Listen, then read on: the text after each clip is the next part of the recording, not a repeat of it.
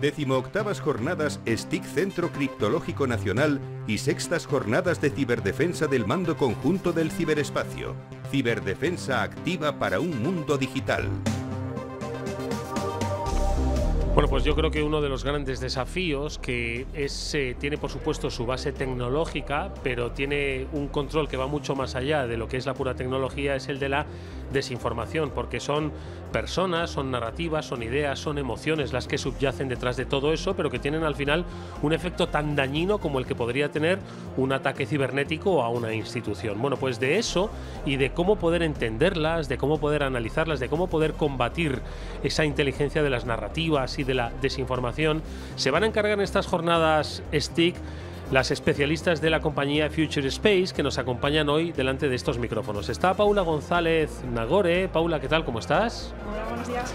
Y también está Raquel García Puerta. Raquel, ¿qué tal? ¿Cómo estáis? Muy bien, muchas gracias. Oye, sí que me gustaría que nos explicases, claro, es que todo el mundo conoce el tema de la desinformación. Me parece muy bien, además, que lo hayamos incluido en unas jornadas que quizás muchos las vean como jornadas técnicas, pero que al final todo tiene que ir de la mano, ¿no? Y en este caso, la desinformación, la inteligencia de narrativas, yo creo que es uno de los grandes desafíos, ya no solo para las empresas, sino para las sociedades en su conjunto, ¿no? ¿Cuál es un poco el planteamiento que vais a hacer en vuestra ponencia? Pues la idea nace un poco del objetivo de hacer algo de divulgación sobre este tema. Al final, de hecho, a nosotras nos gusta hablar mucho más de operaciones de influencia más que de desinformación, porque a día de hoy, precisamente estas amenazas híbridas a las que nos enfrentamos hoy en día suponen un riesgo no solamente por la información falsa, sino también por las acciones que pueden llegar a utilizar incluso información que pueda ser cierta con ciertos intereses para generar pues ciertas ideas o cierta influencia sobre la población y incluso nuestros propios clientes o cualquier posible grupo de personas que pueda afectar a una audiencia de una empresa o a cualquier situación que podamos encontrar en la población. Entonces, nosotros lo que queremos hacer aquí es un poco divulgar no solamente ese trabajo que se viene haciendo desde la comunidad de desinformación, hablando sobre los efectos que tiene, los tipos de desinformación que existen, sino también un poco qué avances están haciendo en ese ámbito. Está habiendo ahora mucho campo de estudio sobre los efectos a nivel cognitivo que produce la información falsa y esas operaciones de influencia, que de hecho mi compañera Raquel ahí también tiene mucha experiencia porque ella es psicóloga de formación y nos está ayudando mucho a dar esa base un poco más de metodológica y de teoría a nivel pues, de la psicología, que también es un factor muy importante que entraña en estos aspectos.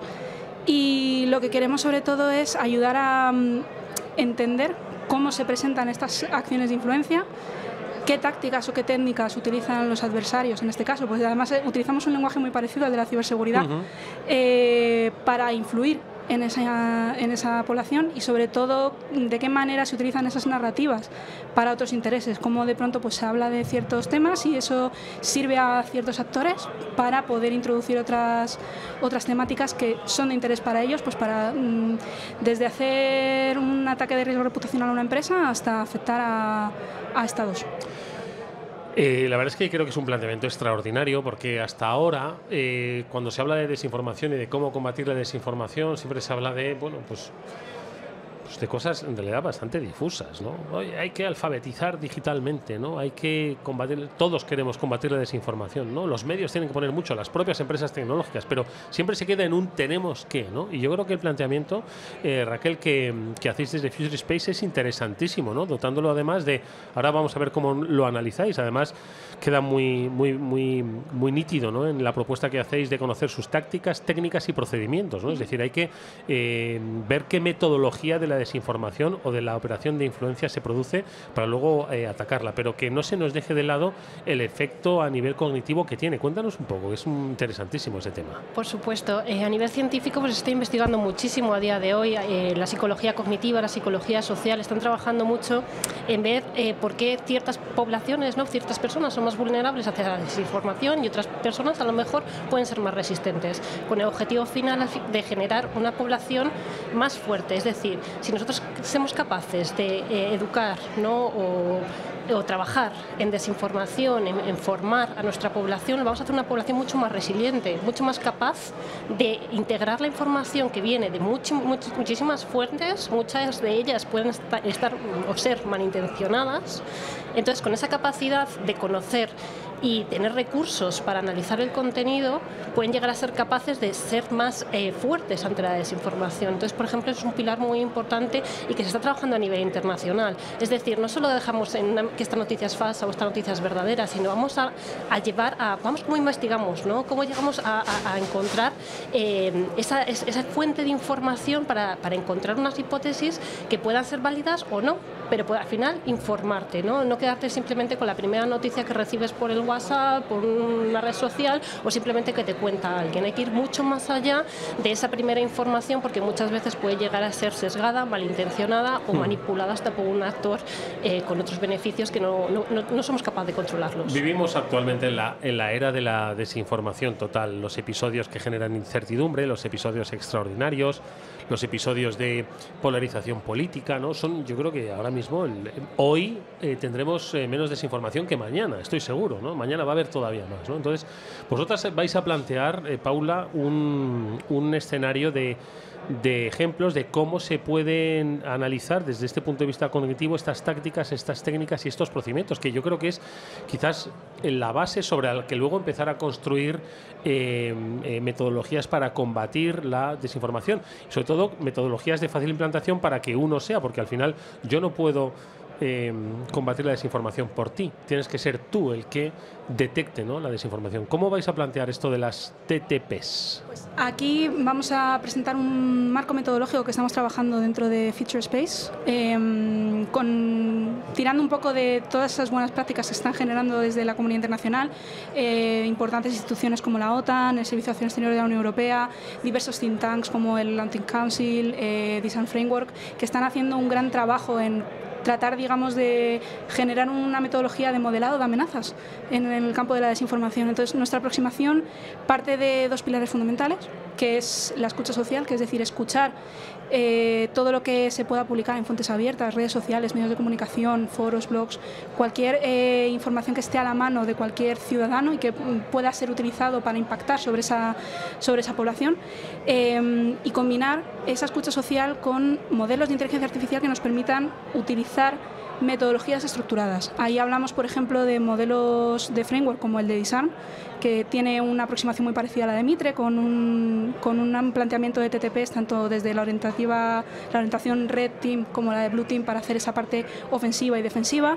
plantear esos escenarios de Purple Team en el cual te pones en la mente del adversario para entender cómo puede estar influenciando, en este caso utilizando esas narrativas, y luego todo eso combinarlo con otro de los modelos que estamos utilizando mucho ahora mismo, que además, de hecho, la OTAN ha hecho un gran trabajo aplicando este modelo en estudios científicos recientemente que se han publicado este año, como es el modelo de audiencia estratégica del CONVI, que lo que hace es intentar entender, dadas unas características sociodemográficas básicas de una audiencia que está siendo impactada, en este caso por una narrativa, cómo puede reaccionar frente a distintas narrativas. Y eso permite hacer muchos escenarios, porque puedes desde generar análisis que vayan orientados a entender cómo ese adversario puede impactar sobre tus audiencias, que en este caso pues podría ser perfectamente la población de un país siendo influenciada por un tercer estado, pero también nos permite ayudar a entender de qué manera nosotros podemos responder ante esas acciones de influencia, porque ese modelo CONVI junto con el framework de Disarm nos ayuda a generar planes de acción,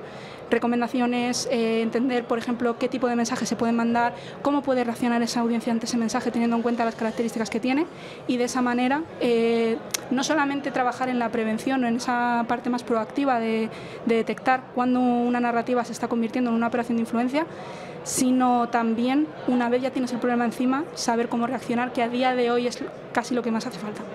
La verdad es que escuchándoos uno entiende, y siempre lo ha conocido, ¿no?, que la desinformación es un gran problema, ¿no? Pero quizás como uno se sitúa en el terreno del escepticismo, no siempre cree que la desinformación no va con él. Como uno es profesional de la información, cree que no le afecta, pero en realidad le afecta y nos afecta a todos. Y yo creo que tiene unos efectos que no llegamos a alcanzar lo peligrosos que pueden ser para una sociedad, Raquel. Correcto. Hay una investigación que a mí me gusta mucho comentarla, ¿no? Porque bueno, se estudió ya en el 2015 y esto está muy relacionado con la guerra de Irak. Mira hacia dónde iba. Sí, ha pasado tiempo, sí. Sí. Pues un investigador, un psicólogo cognitivo, hizo una investigación en Estados Unidos preguntando a la población si ellos consideraban que se habían encontrado las armas de destrucción masiva de Irak. Y lo curioso es lo que pasó es que mucha parte de la población de Estados Unidos todavía creía que existían esas armas de destrucción masiva y se habían encontrado.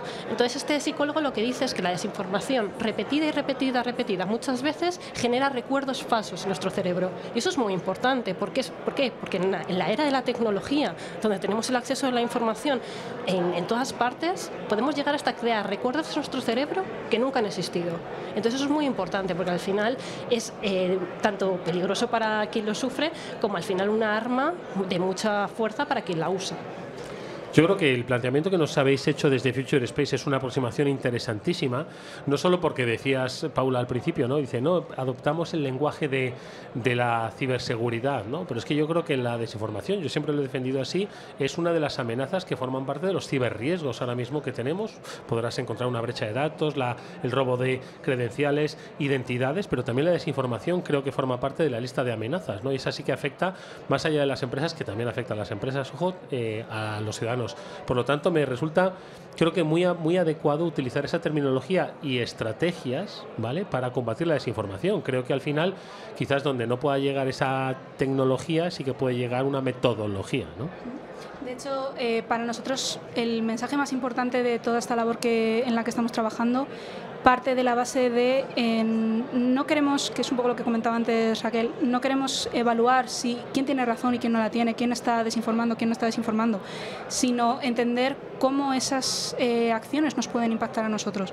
Precisamente un poco por lo que comentabas antes, al final creemos que no nos afecta, aunque sabemos que es un problema que existe y de hecho a día de hoy ya hay en las encuestas de riesgos que detecta la población como que más les afecta en el día a día, la desinformación cada vez está más arriba, pero seguimos siendo víctimas de ella y además también no somos capaces de detenerlo. Entonces ahí la labor que tenemos nosotros es un poco también de divulgar qué cosas están haciendo desde la comunidad para tratar de inocular, por así decirlo, tratar de generar esa resiliencia. Hay, de hecho, unos ejemplos magníficos de gamificación que están haciendo desde la Universidad de Cambridge y desde otras entidades académicas a nivel mundial, que plantean unos juegos interesantísimos con el cual podemos entender esas dinámicas de la desinformación, esas dinámicas de lo fácil que es, lo barato que es generar desinformación y, de alguna manera y sobre todo, entender cómo